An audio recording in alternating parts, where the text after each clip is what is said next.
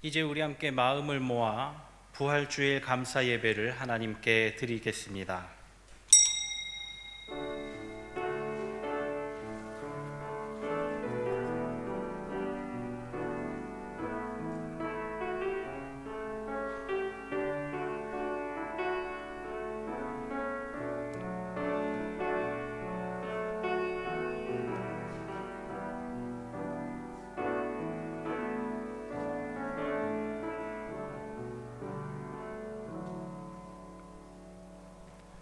천사가 여자들에게 말하여 이르되 너희는 무서워하지 말라. 십자가에 못 박히신 예수를 너희가 찾는 줄을 내가 아노라. 그가 여기 계시지 않고 그가 말씀하시던 대로 살아나셨느니라. 아멘.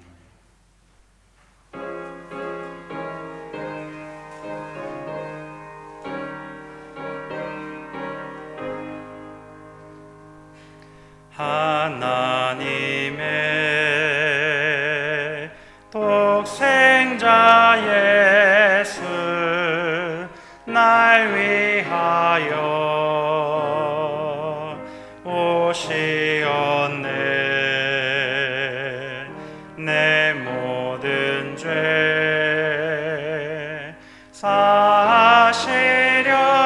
사시려고 십자가 지셨으나 다시 사셨네.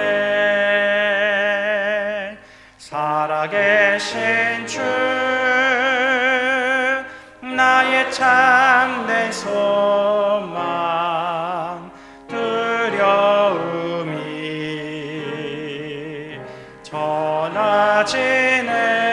전하지네. 사랑의 주 내가 일 인도하니 내 모든 삶의 기쁨 늘 충만하네. 주 안에서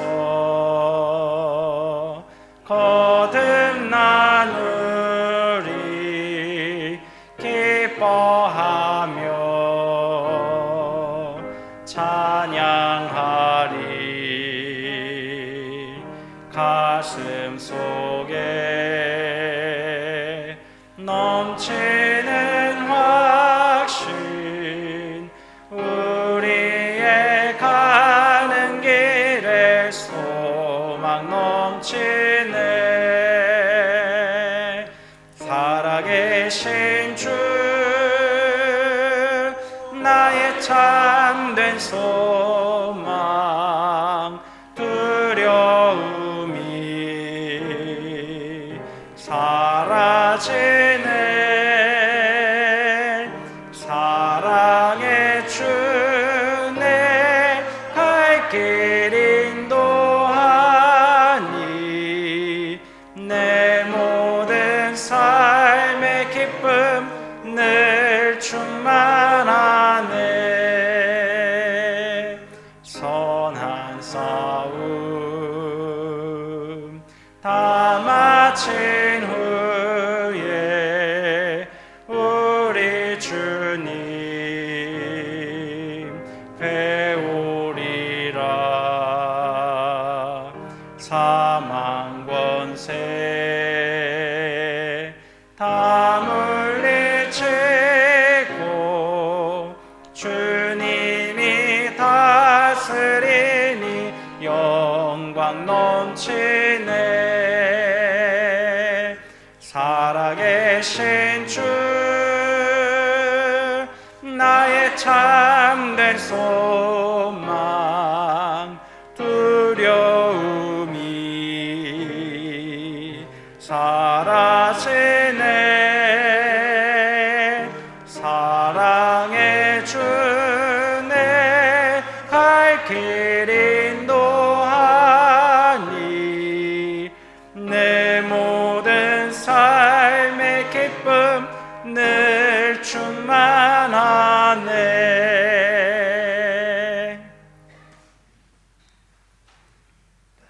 하나님께서 그를 사망의 고통에서 풀어 살리셨으니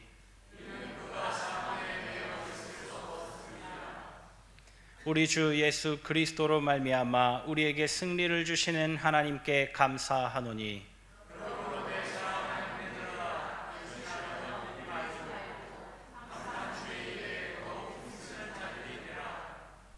이 말을 할 때에 예수께서 친히 그들 가운데 서서 이르시되 너희에게 평강이 있을지어다 하시니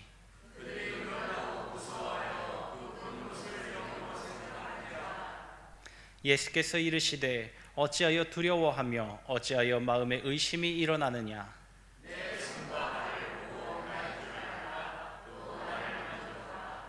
영은 살과 뼈가 없으되 너희 보는 바와 같이 나는 있느니라.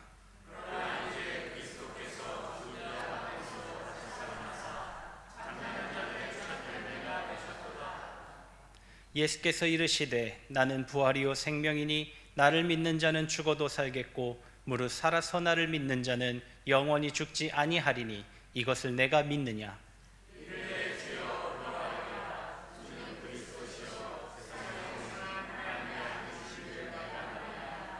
아멘. 전능하사 천지를 만드신 하나님 아버지를 내가 믿사오며 그의 외아들 우리 주 예수 그리스도를 믿사오니 이는 성령으로 잉태하사 동정녀 마리아에게 나시고 본디오 빌라도에게 고난을 받으사 십자가에 못 박혀 죽으시고 장사한 지 사흘 만에 죽은 자 가운데서 다시 살아나시며 하늘에 오르사 전능하신 하나님 우편에 앉아 계시다가 저리로서 산자와 죽은 자를 심판하러 오시리라. 성령을 믿사오며 거룩한 공회와 성도가 서로 교통하는 것과 죄를 사하여 주시는 것과 몸이 다시 사는 것과 영원히 사는 것을 믿사옵나이다. 아멘.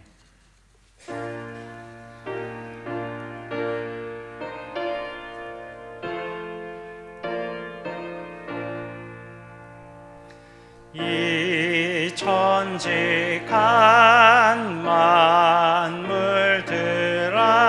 만물들아 복 주시는 주 여호와 전능 성부 성자 성령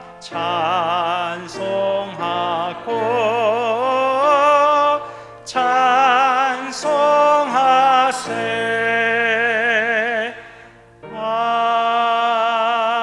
아멘.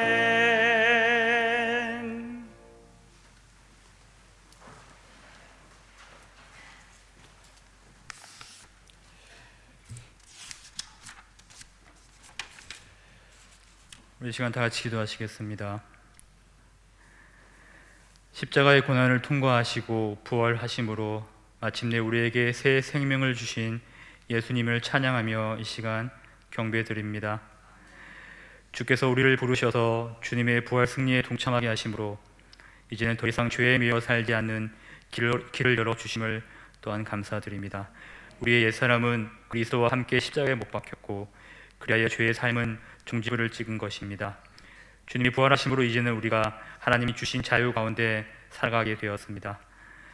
그러나 자유로운 삶이 내 마음대로 내 의지대로 살아가는 것이 아님을 알기에 우리가 우리의 의지를 앞세우게 되면 우리는 다시 죄의 가운데로 들어가게 됩니다. 우리가 하나님 안에서 거할 때 우리는 진정 자유로운 삶을 살 수 있음을 깨닫게 인도하여 주시옵소서. 성령님이 온전히 우리 안에 거하시는 삶을 살기 위해 욕심과 세상을 사랑하는 마음으로 가득 찬 우리의 육신을 주님께 내어드리는 결단을 하게 하여 주시옵소서. 코로나 바이러스가 우리의 자유로운 삶을 억압하며 통제하고 있습니다. 여전히 온전히 모이기 힘든 환경이지만 그 가운데서 서로를 위해 중보 기도로 성도의 교제를 이어가게 하여 주시고 날마다 주의 말씀을 읽고 묵상하며 기도하며 믿음을 지키게 하여 주시옵소서. 오늘 하루를 1년에 한 번 또 찾아온 그런 부활절로 보내지 않게 하시고 주님의 놀라운 구속의 은총을 너무나도 당연한 값싼 은혜로 생각하는 잘못을 범하지 않게 하여 주시옵소서. 이 시간 담임 목사님을 통해 전해주시는 말씀을 통해 주님의 십자가의 고난과 구속의 은총을 다시 한번 생각하며 결단하는 예배의 시간이 되게 하여 주시옵소서. 주님께 영광을 돌립니다. 주님만이 영광 받아 주시옵소서. 예수님의 이름으로 간절히 기도드립니다. 아멘.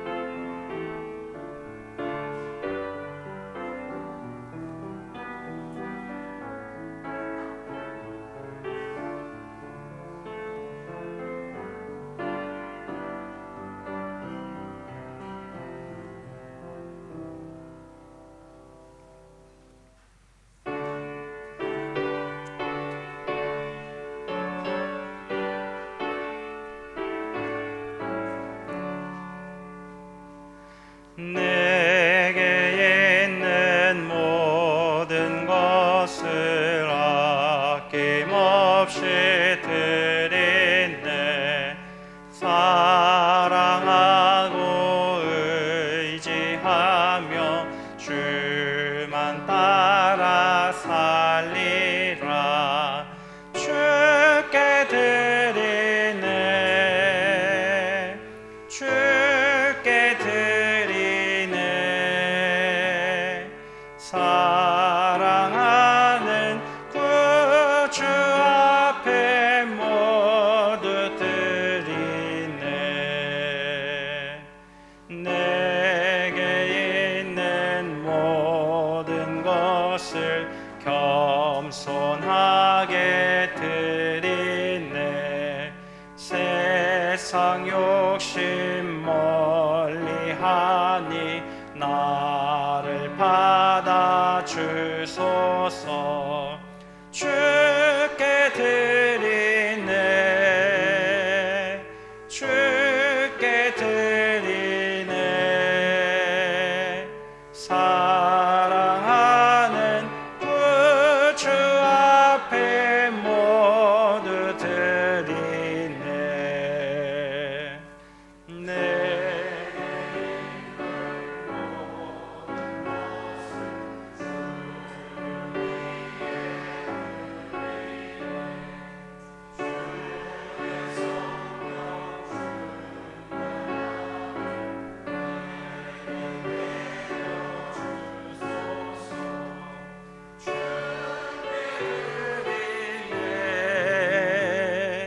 주께 드리네. 사랑하는 구주 앞에 모두 드리네. 아멘.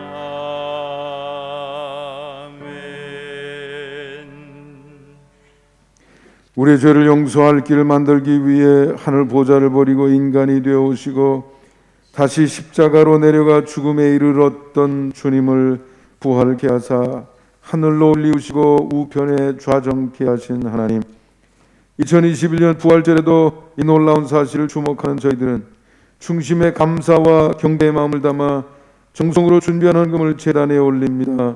받으시고 흠양하여 주옵소서. 아멘. 이처럼 봉헌하는 주님의 백성들, 감격의 마음으로 예배를 드리는 송산교회 성도 모두를 하나님의 능력의 품에 품어 주옵소서. 아멘. 세상은 여전히 요동하며 미래를 가늠할 수 없으니 십자가에 달려 죽으신 주님을 단번에 살려 하늘로 올리신 것처럼 주님의 백성들의 삶 속에서 날마다 순간마다 부활의 역사를 이루어 주옵소서. 아멘.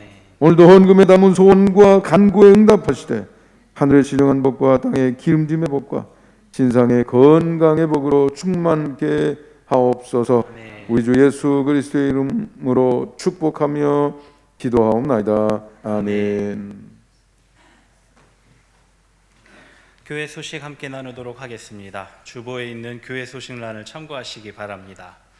주님 앞에 나와 예배드리는 모든 성도님을 사랑하고 축복합니다. 오늘은 예수님께서 부활하신 것을 기념하는 부활주일입니다. 이번 부활주일 예배는 현 상황에 맞추어 연합 예배가 아닌 오전 9시 예배와 오전 11시 예배로 드리며 방역 지침에 따라 성찬식은 진행하지 않습니다. 부활의 의미를 깊이 묵상하시며 부활의 기쁨을 누리시기 바랍니다. 교회에서 부활주일을 맞아 달걀과 떡을 준비했습니다. 예배 후 나가실 때 받아가시기 바랍니다. 수고해 주신 총여선교회에 감사드립니다. 각종 헌금은 교회 사무실에 제출하거나 계좌이체 방법을 사용하여 교인된 의무를 다하실 수 있도록 하시기 바랍니다. 오늘 예정돼 있었던 1사분기 임원회는 방역 지침에 따라 모이지 않겠습니다. 혹시 다른 의견이 있으신 분은 사무실에 건의해 주시기 바랍니다. 줌을 활용한 온라인 속회 모임을 시작하도록 하겠습니다. 아직 준비가 안 된 속장님께서는 속히 사무실에 방문해 주시기 바랍니다. 속회를 하루빨리 재개하기 위해 함께 기도하며 준비해 주시기 바랍니다. 수도권 사회적 거리두기 2단계가 4월 11일 주일까지 연장되었습니다. 이에 우리 교회도 예배 정원 20%인 72명의 대면 예배 체제를 유지합니다. 2층 소예배실에서도 예배를 드릴 수 있으니 많은 참석 바랍니다. 교회 차량 운행 및 방역 활동 봉사자를 모집하고 있습니다. 많은 관심과 지원 바랍니다. 교회학교 2사분기 기도 제목을 줄보 속지에 넣어드렸습니다. 교회학교를 위해 함께 기도해 주시기 바랍니다. 교우 소식입니다. 군복무 중인 청년들 위하여서 계속해서 기도해 주시기 바랍니다. 김영길 집사님, 정경애 권사님 가정이 병점에 있는 안화동 마을 우남 2차 아파트로 이사하셨습니다. 오늘 강단 꽃꽂이는 박종옥 권사님, 신재영 권사님 가정에서 부활을 감사하며 봉헌하셨습니다. 이제 하나님의 말씀 함께 봉독하도록 하겠습니다. 오늘 우리에게 주시는 하나님의 말씀, 신약성경 고린도전서 15장 1절로 11절의 말씀입니다. 받들어 봉독하도록 하겠습니다. 형제들아, 내가 너희에게 전한 복음을 너희에게 알게 하노니 이는 너희가 받은 것이요 또 그 가운데 선 것이라. 너희가 만일 내가 전한 그 말을 굳게 지키고 헛되이 믿지 아니하였으면 그로 말미암아 구원을 받으리라. 내가 받은 것을 먼저 너희에게 전하였노니 이는 성경대로 그리스도께서 우리 죄를 위하여 죽으시고 장사 지낸 바 되셨다가 성경대로 사흘 만에 다시 살아나사 게바에게 보이시고 후에 12제자에게와 그 후에 500여 형제에게 일시에 보이셨나니 그 중에 지금까지 대다수는 살아있고 어떤 사람은 잠들었으며 그 후에 야고보에게 보이셨으며 그 후에 모든 사도에게와 맨 나중에 만삭되지 못하여 난 자 같은 내게도 보이셨느니라. 나는 사도 중에 가장 작은 자라. 나는 하나님의 교회를 박해하였으므로 사도라 칭함받기를 감당하지 못할 자니라.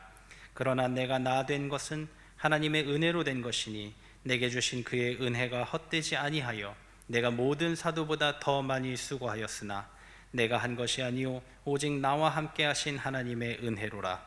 그러므로 나나 그들이나 이같이 전파하매 너희도 이같이 믿었느니라. 하나님의 말씀입니다.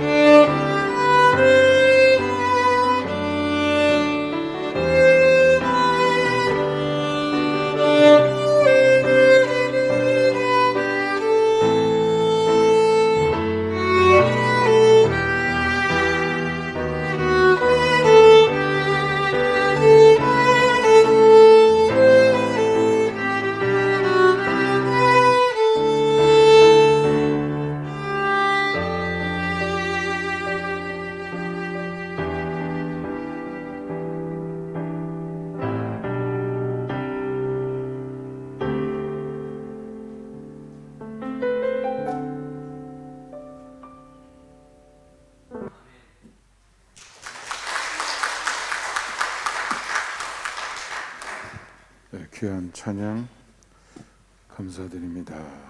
네.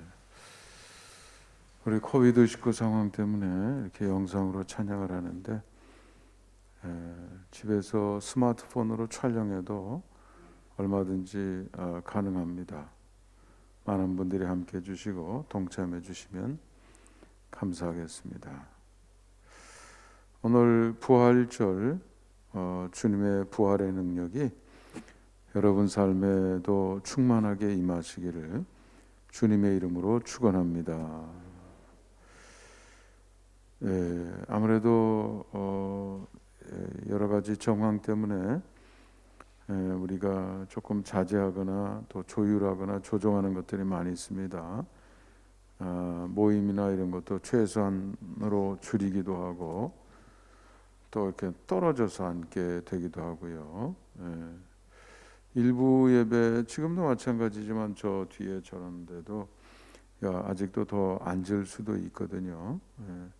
혹시 오셨다가 자리가 모자랄까봐 저 뒷면 화면 위쪽에 보면 노트북을 하나 걸어놔서 노트북에 달려있는 카메라로 소예배실로 이렇게 줌 방식으로 이렇게 화면이 나가도록 그렇게 띄워놨습니다. 혹시 많은 분들이 앉아 있는 자리가 불편하신 분들은 그런 데 가서 또 이렇게 조용히 몇 사람이 앉아서 예배에 동참할 수도 있고요. 또 그래도 자리가 모자란다 그러면 뭐 식당에도 이렇게 연결을 해 놓을 수도 있고요. 또는 링크를 받아 가지고 가면 식당에 앉아서도 또는 소예배실에 자기 스마트폰 화면으로도 이렇게 바라보면서 교회에 와서 예배드리는 그런 일들을 진행할 수가 있습니다. 머지않아 이 상황이 맞춰지기를 원하긴 하지만 그건 뭐 여러분의 손에 달려 있는 건 아닙니다. 주어진 이런 환경 속에서 내 신앙을 내 삶의 절대 기준이라고 하는 내 믿음을 분명히 확인하고 스스로 그렇다고 하면 그것을 나는 어떻게 내 삶 속에 표현하고 고집하고 또 그것을 기준으로 삼을 것인가 여러분이 씨름하시되 또 이런 여러 가지를 잘 응용하시고 활용하시면 되겠습니다. 네, 우리 지난 고난 주간 특별 새벽 기도에 많은 분들이 나와 주셨고요. 또 함께 해 주셔서 감사합니다. 우리 전후 좌우 계신 분들하고 인사합니다. 부활의 능력을 누리세요.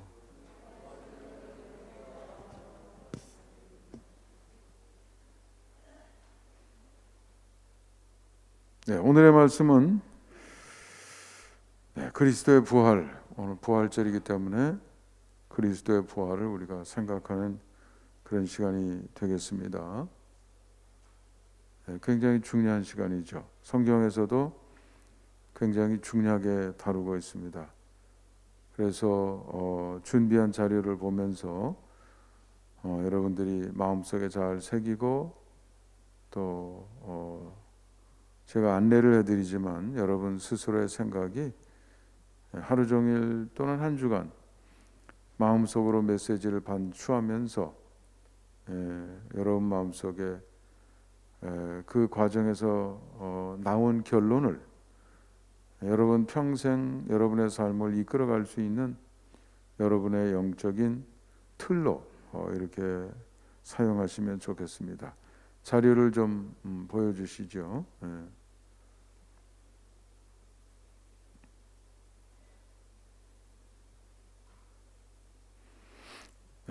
오늘 우리에게 주시는 성경 말씀은 고린도전서 15장 1절부터 11절이 되겠습니다.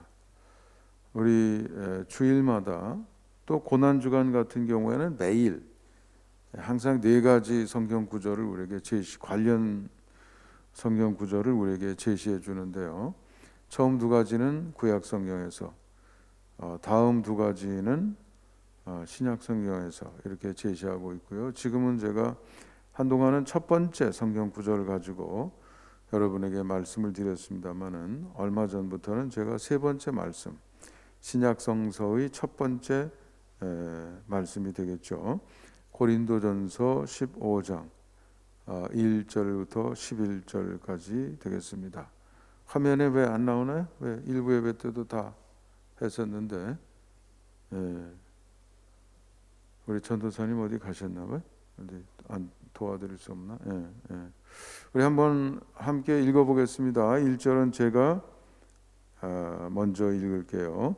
형제들아, 내가 너희에게 전한 복음을 너희에게 알게 하노니 이는 너희가 받은 것이요 또 그 가운데 선 것이라.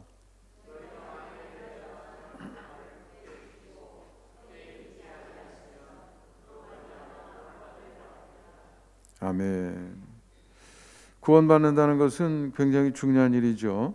옛사람 끝이 보장되지 않는 삶, 죄의 지배를 받는 삶, 공중권세, 우리의 정신세계, 마음의 세계를 지배하는 힘이 있어요. 여러분이 그걸 벗어날 수가 없습니다. 내가 어디에 태어나냐가 거의 내 운명을 결정한다고 봐야 돼요. 이슬람권에서 태어난 사람들 어려도 18살밖에 안 돼도 프랑스에서 저 언론 매체에서 뭐 그랬다고 거기 가서 불을 놓고 뭐 난리가 났지 않았어요? 그걸 또 몇 년 지난 다음에 아이들 가르치면서 그 만화 하나 때문에 무하메드 뭐 모독했느니 어쨌느니, 그걸 가지고 그 선생님을 찾아가서 18살짜리가 참수를 하고, 이런 끔찍한 일 왜 생깁니까? 그 세계에 태어나면 그 영향을 안 받을 수가 없어요. 누가 이래라 저래라 한 것도 아니라고 하더라도 그 환경 속에서는 그런 사람이 만들어지게 되는 것이죠. 구원받는다고 하는 것은 거기에서 하나님의 영향이 있는 세계로 이동하는 것이죠. 하나님과의 관계가 다시 회복이 되는 것이고, 잃었던 하나님의 영상을 다시 되찾는 것이고요. 굉장히 중요한 겁니다. 왜냐하면 존재가 모든 걸 결정하니까. 내가 보고 듣는 걸 결정한다 이거죠. 내가 변하지 않으면 보여줘도 못 봐요. 돼지에게 진주를 줘도 못 봐요. 그 가치를 볼 수가 없어요. 출애굽 1세대 바뀌지 않으니까, 하나님이 끊임없이 말씀하시고 만나와 메추라기로 구름 기둥 불 기둥으로 반석을 쳐서 물을 내고 홍해를 가르고 그 현장 속에 있어도 못 봐요. 보이질 않아, 들리질 않아요. 그러니까 하나님이 함께 하신다고 보장해 준다는 말을 들으면서도 우리를 바보로 하냐? 우리는 거기 가면 죽는다. 그럴 바에는 애굽으로 돌아가서 노예 생활하는 게 낫지. 이렇게 되는 거예요. 그리고 그만큼 보이고 들리는 것이 달라지고 그 능력이 이렇게 업그레이드 되면서 비로소 하나님의 움직임이 보이기 시작하고, 하나님의 마음이 느껴지기 시작하고, 하나님의 메시지가 내 속에 들리기 시작하고, 그게 기준이 되기 때문에 사회를 바라보고 정치하는 것을 바라보고 주변을 바라보고 이웃을 바라볼 때 긍휼의 마음도 생기고, 저건 아닌데 판단력도 생기고, 압력이 들어와도 거기에 굴하지 않고 올바른 삶을 살아갈 수 있고, 영혼으로 이어지는 생명의 길이 무엇인지 선택하고 고집할 수 있는 그런 능력이 생겨지게 되는 거죠. 그게 구원인 줄 믿습니다. 구원이다 이거죠. 근데 그 구원은 내가 너희에게 전한 복음, 너희가 받은 것, 그것을 굳게 지키고 헛되이 믿지 않을 때 가능하다 이거죠. 우리를 구원하는 것은 내 머릿속에 나오는 게 아닙니다. 내가 창출해내는 게 아니에요. 이것은 받는 것이다 이거죠. 사도 바울도 받은 거예요. 자기가 연구한 게 아니에요. 자기가 꾸며낸 무슨 소설이나 무슨 픽션이 아닙니다. 받은 거예요. 고린도 교회도 받은 거예요. 우리도 받은 겁니다. 설교는요, 받은 것을 전하는 거예요. 성경 속에 기록된 받은 것. 이 신앙을 갖지 못한 사람이 얼마나 많은지 몰라요. 목사들도 확신이 없어가지고 설교단에 서가지고 성경 읽고는 자기 읽은 책 얘기나 하고 이런저런 이렇게 저렇게 해서 말 꾸며서 얘기하는 사람 적지 않습니다. 내 머릿속에서 나온 게 아니고 받은 것을 믿어야 될 줄 믿습니다. 성경 속에 들어있는 그 이치가 수천 년 동안 수많은 사람들이 썼어도 어떻게 그 맥이 이어지면서 그렇게 흘러가고 있는지 여러분이 그걸 보셔야 되는 거예요. 우주가 이렇게 광대해도요, 예전에는 몰랐죠. 불과 이런 정도 통찰을 얻는 것은 최근의 일입니다. 여러분, 물질이 그냥 뭐 딱딱한 물질이 아니고요, 그 속에 들어가 보면 인간의 이성으로 이해할 수 없는 현상이 나타나는 양자 세계가 나타나는 거예요. 전자 하나를 뭐 상자에 넣고 잘라서 가서 런던에서 열어보면 거기 있다는 거 아니에요. 뉴욕에 가서 보면 거기 있다는 거예요. 하나인데, 둘 중 안에 하나 있어야 되는데 사람의 머리로 이해할 수 없는 현상이 나타나는 게 그 기본이에요. 이렇게 광대해도 그 기본 구조는 양자 물리학에 의하면, 제가 이렇게 좀 그런 관심이 많아서 늘 들여다보곤 합니다만은, 양자, 중성자, 뭐 전자, 요 세 가지로 구성이 되고 그것을 묶는 에너지가 네 가지, 뭐 강한 원자력, 약한 원자력, 또 전기, 에너지, 전기도 플러스 마이너스 있지 않습니까? 자기, S극, N극, 이런 힘, 그게 다 힘이거든. 끌거나 밀거나 이걸로 서로 연합이 되는 거예요. 그걸 뭐 전자를 몇 개 썼느냐에 따라서 금이 되기도 하고 쇠가 되기도 하고 뭐 그런 기본 요소가 100여 가지밖에 안 돼요. 그게 서로 어울리면 이런 삼라만성이 되는 거예요.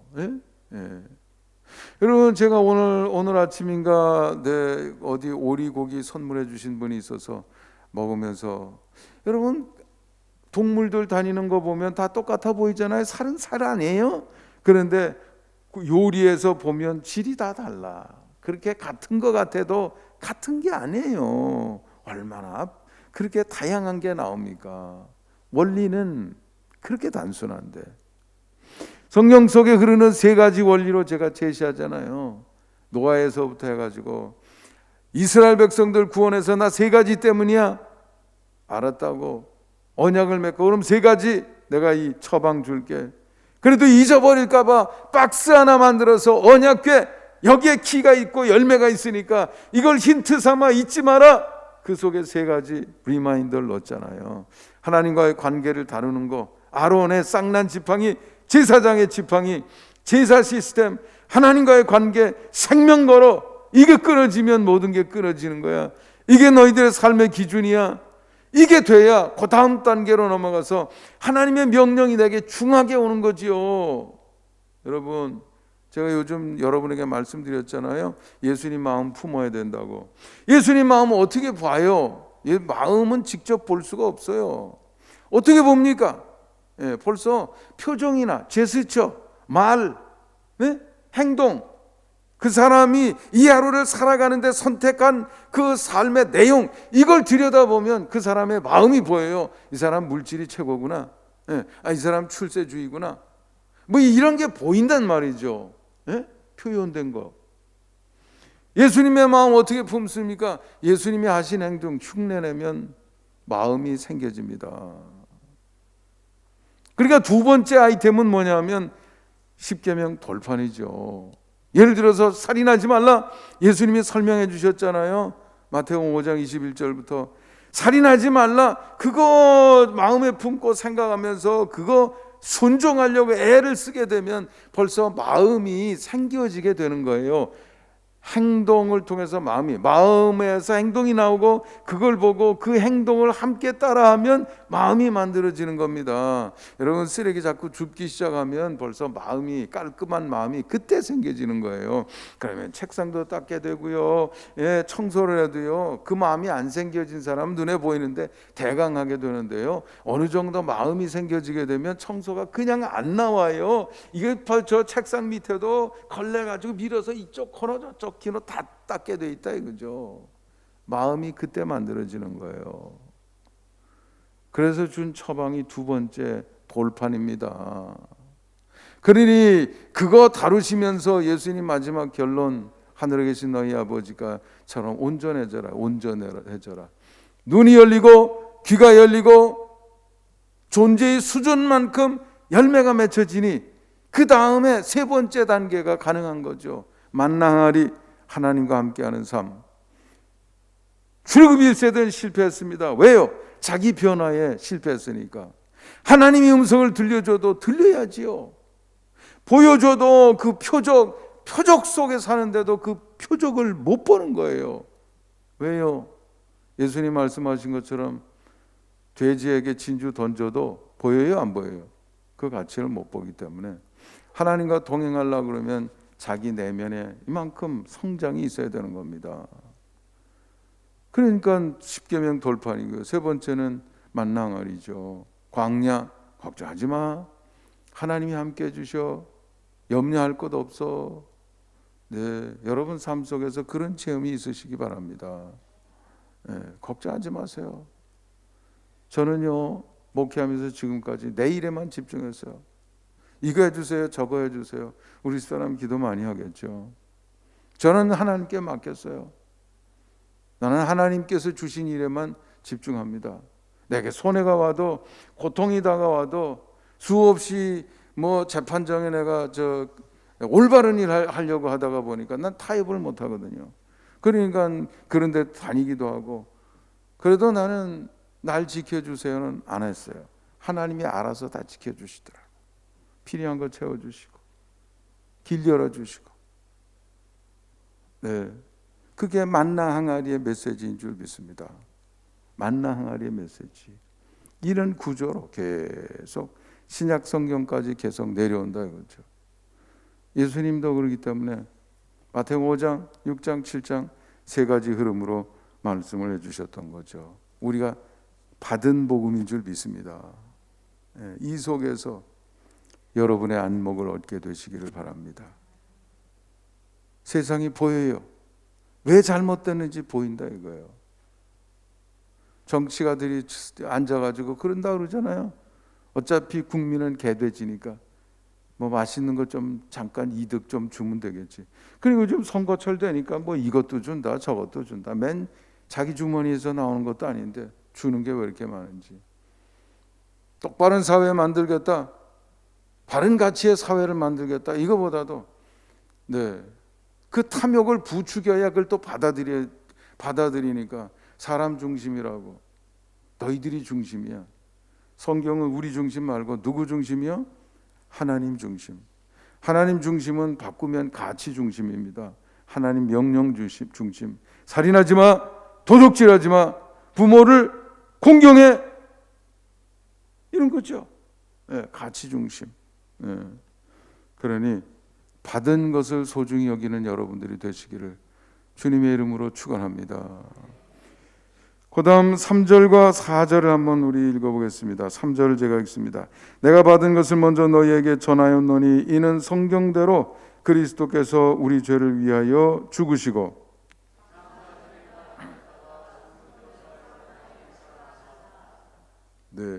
전한 것, 고린도 교회가 그래서 받은 것, 그 핵심 내용은 예수 그리스도죠. 예수 그리스도의 사역은 둘로 나눕니다. 공생의 대부분을 차지하는 천국 복음을 가르치는, 하나님의 백성이 된 다음에 어떻게 살아야 됩니까? 하나님과의 관계는 이렇게 유지하는 거야. 하나님이 내 삶의 절대 기준이 돼야 돼. 두 번째, 어떻게 하나님을 이해하고 그 마음을 닮아 내가 성장해 갈 수 있습니까? 하늘에 계신 아버지의 온전하심에 이르라고 말씀하셨으니까요. 두 번째. 세 번째, 그러면 삶의 현장에서 하나님 지위를 어떻게 받으며 동행하며 살 수 있겠습니까? 이런 가르침을 주신 거죠. 하나님이 이렇게 함께 하셔. 걱정하지 마. 하나님이 함께 하시는 다양한 표적과 현상들을 보여주셨다 이거죠. 그걸 터득하는 게 첫 번째고요. 그러나 그것이 가능하려고 그러면 구원이 있어야 된단 말이죠. 그 구원은 예수 그리스도의 죽음과 부활을 통해서 우리에게 확인이 되는 줄 믿습니다. 예수님의 죽음은 구원의 길을 여는 것이고 부활은 그 확증인 것이죠. 사람이 할 수 있는 일이 아니야. 그게 역사에 3번, 4번 여기 뻥 저기서 뻥 생기는 게 아니잖아요. 사람이 죽었다가 3일 만에 다시 살아나는 일이 어디 있습니까? 정신 잃었다가 다시 살아나는 일은 있어도, 그러니까 이것은 하나님이 하신 일이다 이거죠. 그 확증을 갖게 되면 이 사실을 대강대할 수는 없는 거죠. 믿지 않을 수가 없는 거죠. 예수님 주신 가르침, 부활의 입장에서 보면 이건 그냥 세상 여러 가지 이론 중에 하나가 아니다 이거죠. 우리를 만드신 분, 우리의 머리끝부터 발끝까지 아시는 그분, 우리의 현재부터 우리의 영혼을 책임지실 수 있는 그분이 우리에게 주시는 삶의 방법인 줄 믿습니다. 인생의 매뉴얼이다, 매뉴얼. 그래서 3절과 4절에서는 아주 중요한 예수님의 죽음과 부활, 그것도요 뭐 갑자기 어쩌다 생긴 게 아니고 성경대로 이루어졌다는 거예요. 성경대로. 예수님이 십자가에 달려서 이거는 처음부터 구상이 되고 처음부터 연결이 된 거예요. 그러니까 이스라엘 백성들이 애굽에서 나올 때도 유월절 어린 양을 잡아서 그 피를 어떻게 해요? 문설주에 어떻게 해요? 바르는 거죠. 피를 보면 어떻게 해요? 재앙이 넘어간다 이거예요. 근데 양의 피가 뭐예요? 아무것도 아니라 그러잖아요. 그러니까 그거는 벌써 예수 그리스도의 십자가에서 흘리실 피를 벌써 그때부터 예표하고 있는 거예요. 처음부터 디자인이 그렇게 되어 있었다 이거죠. 성경대로, 성경 속에 하나님의 모든 계획과 섭리가 들어있고 그 섭리에 따라서 이루어진 사건임을 여러분이 기억하시기를 바랍니다. 5절부터 7절, 5절을 제가 읽겠습니다. 게바에게 보이시고 후에 12 제자에게와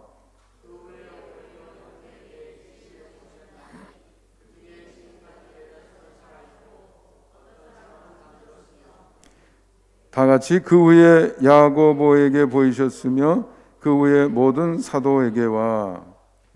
예수 그리스도의 부활은 이론이 아니에요. 어디서 누가 이렇게 꾸며서 이론으로 나온 그런 게 아니에요. 여러분 성경에서 보시지만 이거는 생각하기가 어려워요. 경험이 많이 있으면 그 경험을 바탕으로 이럴 거야 하고 하지만 이런 경험은 존재하지 않아요. 있던 일이 아니에요. 어디서 뭐 이렇게 생겨나는 그런 일이 아니에요. 그러니까 제자들한테 예수님이 설명해도 이해가 안 돼요. 무슨 뜻인지 말로는 이해를 하죠. 뭐 어려운 일이 있단다 어쩐다 이해는 하죠. 성전을 청결하게 하시고 서러나 내가 사흘 만에 다시 지리라. 그때는 몰랐다는 거예요. 예수님 부활하신 다음에 그제서야 깨달았다는 거죠. 그런 말씀이에요. 그러니까 이것은 이론이나 누구의 머릿속에서 나온 게 아니라 하나님의 우리의 삶 현장에서 이루신 사건, 그것을 목도하고 체험하고 목격하고 이런 사람들의 증언으로 나온 거다 이거예요. 한 사람이 아니에요. 두 사람이 아니에요. 예수님 12제자 정도가 아니에요. 수백 명 숫자고 거기에다 6절에 보면 지금까지 대다수는 살아있고 살아있다. 증인들이 살아있어요. 살아있다는 얘기는 뭐예요? 누구든지 언제든지 가면 내가 하는 말을 확인할 수 있어요? 없어요? 확인할 수 있다 이거예요. 지금이라는 건 뭐예요? 사도 바울이 고린도 전서 15장을 지금 쓰고 있는 이 시점을 얘기하는 거죠. 그 사람도 아직도 살아있어. 그것뿐만이 아니에요. 더 중요한 게 그 다음에 나오죠. 더 중요. 바울의 입장에서는 더 중요한 거죠. 8절부터 11절 한번 읽어봅니다. 8절을 제가 먼저 읽겠습니다. 맨 나중에 만삭되지 못하여 난 자 같은 내게도 보이셨느니라.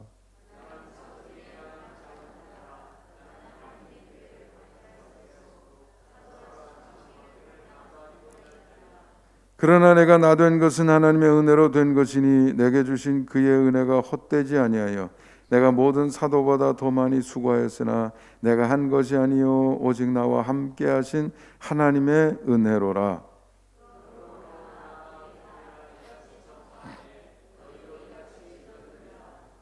네, 목격자들이 수없이 많은데 그 중에서 지금 18절 맨 나중에 만삭되어 되지 못하여 난 자 같은 누구에게도요?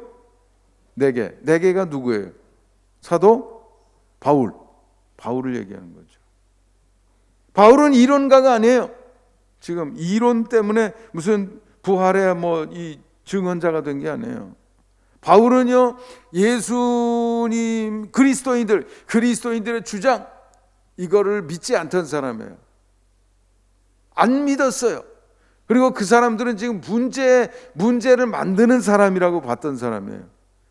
그리고 다른 사람과는 달리 굉장히 적극적입니다. 문제라 그러면 뽑아야지.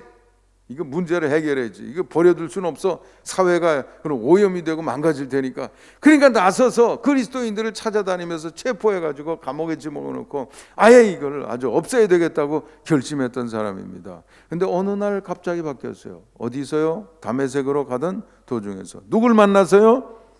예수님인데 어떤 예수님? 부활하신 예수님. 부활하신 예수님을 직접 만난 거예요. 그러니까 어떻게 이거를 이 사도 바울 수준으로 박해하는 사람이라도 자기가 직접 만나고 직접 듣고 직접 체험했는데 그 순간에 예수님의 음성을 듣고 눈이 안 보여가지고 예수님의 안내를 받아 성으로 들어가 아나니아라고 하는 사람을 선지자를 만나서 기도를 받고 눈에서 비늘 같은 것이 떨어지면서 다시 보게 되고 이런 체험의 일련의 과정 속에서 이것은 그냥 일어날 수 있는 일이 아니고 누가 하시는 일이다? 하나님이 하시는 일이라고 하는 것을 확증을 받은 거죠. 그리고도요, 아라비아 광야에 가가지고 3년 동안 성경을 붙들고 씨름했습니다. 이게 무슨 뜻일까? 그리고는 나서서 복음을 전도하는 사람이 되었습니다. 한 번도 후회해 본 일이 없어요. 어떤 고통이 나와도, 어떤 어려움이 있어도 태장을 맞고 죽을 고비를 넘기고 고통으로 끙끙 앓던 날이 그렇게 많았는데 옥중에 들어가서도 쉬지를 않아요. 휴가가 없어요. 한 번도 뒤돌아보거나 우왕좌왕하거나 마음이 흔들려 본 일이 없어요. 왜냐하면 이런 일은 흔히 있는 일이 아니고 역사에 단 한 번 있었던 하나님이 예수 그리스도를 죽은 자 가운데서 사흘 만에 부활하신 그것을 말로 전해 들어서 알았다? 그게 아니고 직접 만나서 그리고 몸의 체험으로 앞이 안 보이고 기도를 받고 비늘 같은 것이 떨어지고 그 순간부터 180도 달라졌습니다. 죽을 때까지. 어떤 고통도 어떤 것도 사도 바울을 주춤하게 만들거나 멈추게 만들거나 주저하게 만들거나 흔들리게 만들 수 있는 것은 세상에 존재하지 않았습니다. 부활의 신앙을 제대로 갖는다 그러면 이렇게 돼야 될 줄 믿습니다. 부활을 확신해야 된다 그렇죠. 사도행전 20장 24절에 보면 내가 달려갈 길과 주 예수께 받은 사명 하나님의 은혜와 은혜의 복음을 증언하는 일을 마치려 하면은 나의 생명조차 조금도 귀한 것으로 여기지 않는다. 자기 생명 상관없다 이거죠.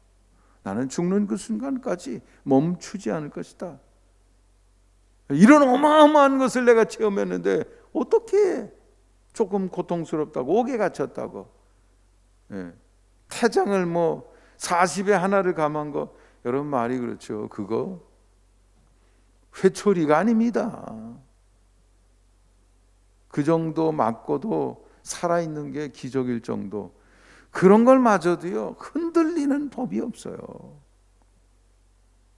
그런 정도의 사도 바울의 삶에 임팩트를 준 영향을 준 그런 사건이었던 거죠.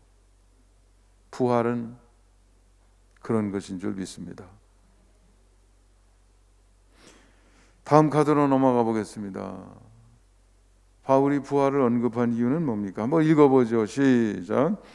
부활 주님을 직접 만났던 바울은 예수 그리스도로 말미암는 구원과 천국 복음 전파에 목숨을 걸었습니다. 그러나 적지 않은 사람들이 복음의 깊이를 제대로 이해하지 못하고 흔들리거나 옛생활에 머물러 있거나 심지어는 과거로 돌아가기로 했던 것입니다. 우리가 믿는 바의 확실성을 다시 강조하게 된 것입니다. 고린도 교회에 문제가 너무 많은 거예요. 너무 많은 거예요. 아니, 사도 바울 입장에서는 지금 내 인생을 이렇게 뒤집어 놓은 이 엄청난 사건을 듣고서도 어떻게 사람이 안 바뀔 수 있냐 이거예요. 고린도 교회 뭐 문제가 한두 가지래죠. 바울파, 게바파, 아볼로파, 뭐 그리스도파에서 싸우질 않나? 예? 얼마 전에도 제가 여러 번 메시지 중에 했지만은 뭐 성찬식, 애찬식, 뭐 이 거룩한 예식을 무슨 파티장으로 만들어 가지고 귀족 출신 뭐 이런 좀 출신이 괜찮은 사람들끼리 먼저 와가지고 먹고 마시고 취하고, 예? 출신이 좀 변변치 못한 사람들을 위해서는 남겨주지도 않고 뭐 참여시키지도 않고 쫄쫄 굶고, 이게 말이 되냐 이거죠. 심지어는 사회법정에 가서 교인들끼리 서로 싸우고 난리를 벗고, 그리고 세상에서 쉽게 찾아볼 수 없는 사건들, 이를테면 근친상간, 이런 문제까지 나왔던 거죠. 신앙이 왜 이러냐 이거예요. 예수 그리스도의 부활이 무엇인지를 제대로 이해한다고 하면 인생이 확 뒤집어져서 다시는 과거로 돌아갈 수 없는데, 흔들릴 수 없는 것인데, 사도 바울의 인생처럼 어떻게 이럴 수가 있냐 이거죠. 우리는 사도 바울의 이 심정을 이해할 수 있어야 되겠습니다. 오늘도 마찬가지죠. 오늘 우리 시대도 교회가 교회답고 그리스도인이 그리스도인답고 예수님이 기대하셨던 것처럼 빛처럼 소금처럼 다른 사람들이 쳐다보고 야 정말 감격스럽네, 감탄스럽네, 존경이 안 나올 수가 없어. 어떻게 저렇게 정직한 사람이 있지, 성실한 사람이 있지, 사랑이 충만한 사람이 있지, 배려심 있는 사람이 있지, 그리스도인으로 산다는 건 정말 다른가 봐. 남편에게 인정받고 아내에게 인정받고 자식들에게 인정받고 부모님에게 인정받고 사회에서 인정받아야 될 텐데 그렇지 못한 게 너무 많으니까. 그러니까 사도 바울이 지금 가슴에 통증을 느끼면서 지금 호소를 하고 있는 것이죠. 부활 신앙을 기반으로 우리의 그리스도인들의 삶을 세워야 된다 이거죠. 다음 카드로 넘어가 보겠습니다. 철저한 신앙의로의 전환 어떻게 이룰 것이냐 이거죠. 한번 읽어보겠습니다. 시작. 신앙과 불신의 경계선을 넘나들고 조금만 어려워도 흔들리는 신앙 패턴에서 바울이 보여준 경지로 나가는 것이 우리가 바라는 일입니다. 부활의 확실성을 꼼꼼히 확인하고 그것이 의미하는 바를 헤아린 후 기왕에 시작한 예수님의 마음 품기의 삶에 열정을 더해야 하겠습니다. 네, 꼼꼼히 따져봐야 돼요. 사도 바울은요 모든 걸 접었어요. 모든 걸 중단하고요 광야로 나가서 3년 동안 성경 붙들고 씨름하고 제자들 전파된 이런 모든 것들이나 이런 걸 다 해서 깊이 있게 통찰하는 시간을 가졌던 거죠. 제대로 봐야 돼요. 건성으로 생각하면 안 됩니다. More than a carpenter라고 하는 책을 쓴 맥도웰이라는 사람이 있는데 그냥 예수님을 성자, 세계 4대 성자 중에 한 분이래. 이런 식의 논리는 성립이 안 된다는 거예요. 왜냐하면 예수님은 자신을 하나님의 아들이라고 그랬는데, 하나님의 아들, 하나님의 아들이라고 주장한 것이 맞다 그러면 하나님의 아들인 거고, 아니라 그러면 두 가지 중에 하나인데 아닌 걸 알면서도 그렇게 얘기했으면 사기꾼이고, 아닌데도 불구하고 그렇다고 생각했으면 정신병자라 이거예요. 근데 여러분, 사기꾼이 자기를 위해서 일하지 남에게 유익을 주는 사기꾼이, 남에게 목숨까지 버리는 사기꾼이 있냐 이거예요. 그런 사기꾼 패턴이 존재하지 않아요. 여러분, 정신병자 때문에 세계 역사가 기원전 기원후 뭐 이런 식으로 수많은 사람들에게 지금까지도 이런 삶에 결정적인 영향을 주는 정신병자가 존재해요? 정신병자는 정신이 혼란스러운 사람이지 이런 개념이 존재할 수 없다는 거예요. 그러면 단순히 성자야 이렇게 말하고 끝날 수는 없다는 거죠. 제대로 들여다보고 제대로 파악한 사람은 예수님을 나의 구주, 내가 섬겨야 될 하나님으로 받아들일 수밖에 없을 줄 믿습니다. 나와의 연관성을 생각해야 되는 거죠. 고린도후서 15장은 부활장이라고 불리우는데 이건 우리 미래라는 거죠. 네. 우리는 죽으면 사라지는 존재가 아니에요. 제가 어렸을 때만 해도 그게 일반적인 생각이었죠. 그게 과학적인 사고인 줄 알고 사람들은 그렇게 다 생각했었습니다. 지금은요, 그렇게 생각하는 거는 옛날 방식이고 지금은 그렇지 않은 사람들이 너무 많아요. 심지어는 서울대 의대 내과 의사 뭐 어떤 분은 죽음학 전도사 그래서 죽는 사람들 찾아다니면서 뭐 죽는 거 끝 아니라고 의사도 지금 그러고 다니는 사람이 등장할 정도입니다. 오늘 본문 말씀은 예수님 부활은 우리의 미래를 보여주는 하나님의 증표인 줄 믿습니다. 그렇게 설명하고 있다 이거죠. 우리에게도 몸에 부활이 있다 이거예요. 예수님이 신령한 몸으로 나타나신 것처럼 썩을 몸으로 땅 속에 우리가 버리게 되겠지만 그러나 우리는 신령한 몸으로 다시 부활하게 될 것이다. 그리고 한 걸음 더 나가서 그렇다고 하면 우리가 단호한 마음으로 신앙생활을 할 수 있어야 된다 이거죠. 이 부활 신앙으로 무장한 사도 바울은 고린도전서 15장 31절 끝부분에 나는 날마다 죽노라. 죽음을 초월해서 사는 거예요. 고집스럽게 믿음의 길을 걸어간다는 거죠. 고린도전서 15장 58절 흔들리지 말고 항상 주의 일에 더욱 힘쓰는 자들이 되라. 주 안에서 너희 수고가 절대로 헛되지 않다 이거죠. 네. 여러분 미래에만 그런 게 아니고 현실에서도 그래요. 여러분이 하나님께 내 삶을 인생을 걸고 걷게 되면 그게 쉽지는 않죠. 자꾸 우리가 판단해서 뭘 하기 때문에 내가 하는 삶의 영역을 벗어나기가 진짜 어렵습니다. 나 이제 끝이다 다 버리고 그 경계선을 넘어서면 그때 만나는 하나님은요 정말 신기한 하나님입니다. 이 믿음을 가지고 있어야 된다 이거죠. 요한 웨슬리 목사님에게 어떤 사람이 찾아와서 만일 내일 밤 12시에 돌아가신다고 하면 죽는다고 그러면 남은 시간 오늘 내일 12시까지 어떻게 지내시겠습니까? 요한 웨슬리 목사님은 항상 준비된 사람이에요. 뭘 주저할 것도 없어요. 즉시 입에서 답변이 나옵니다. 예, 저는 그 남은 시간을 작정한 대로 계획한 대로 보내겠습니다. 무슨 계획이요? 지금 하나님께 자기의 인생 다 바쳐서 지금 전도하고 선교하고 예수 그리스도 증언하고 다니며 설교하고 복음 전하고 지금 이걸로 살고 있는데 뭐 그거 스케줄 바꿀 일 없다 이거예요. 예.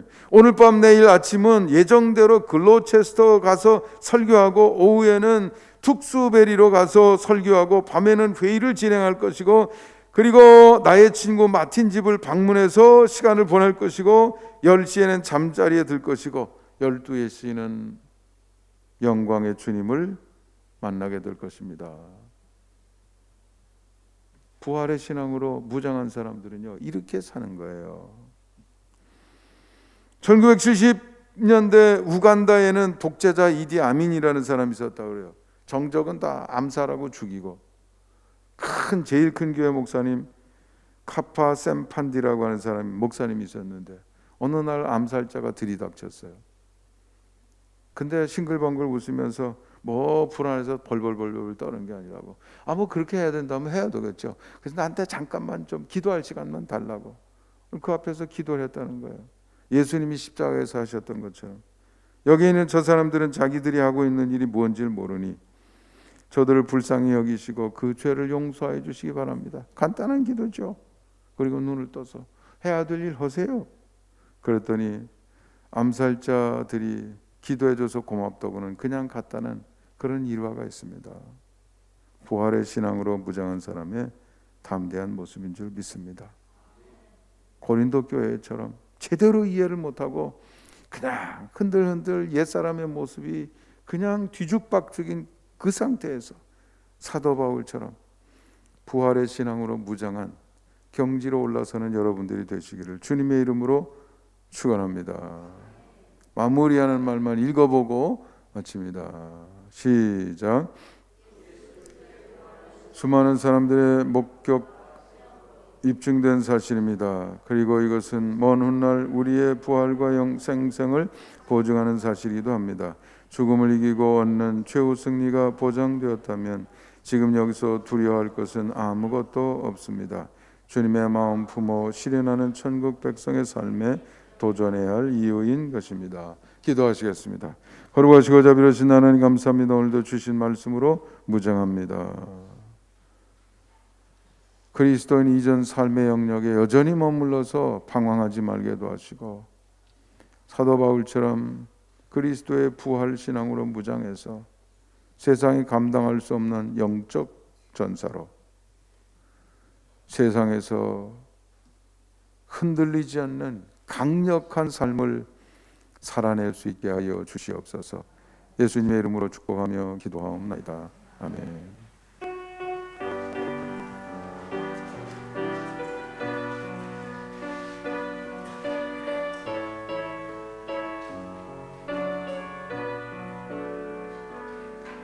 너의 가는 길에 주의 평강이 있으리.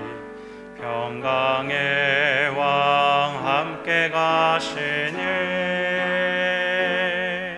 너의 걸음 주 인도하시리. 주의 강한 손 너를 이끄시리. 너의 가는 길에 주의 축복이 있으리. 영광의 주 함께 가시니 내가 밟는 모든 땅 주님 다스리리. 너는 주의 길 예비케 되리. 주님 나라 위하여 길 떠나는 나의 형제여, 주께서 가라시니 너는 가라. 주의 이름으로 거칠은 광야 위에 꽃은 피어나고 세상은 내 안에서 주님의 영광 보리라. 강하고 담대하라. 세상 이기신 주늘 함께 너와 동행하시며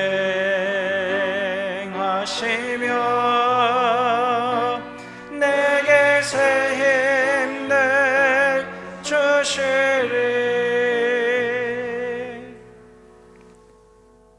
이제는 우리 주 예수 그리스도의 크신 은혜와 하나님 아버지의 극진하신 사랑과 성령님의 감화 감동 위로 인도하심의 역사가 주신 말씀 마음속에 품고 그 실천의 장으로 나가고자 하는 주님의 모든 백성들 위해 이제로부터 영원까지 함께 주시기를 간절히 축원하옵나이다. 아멘.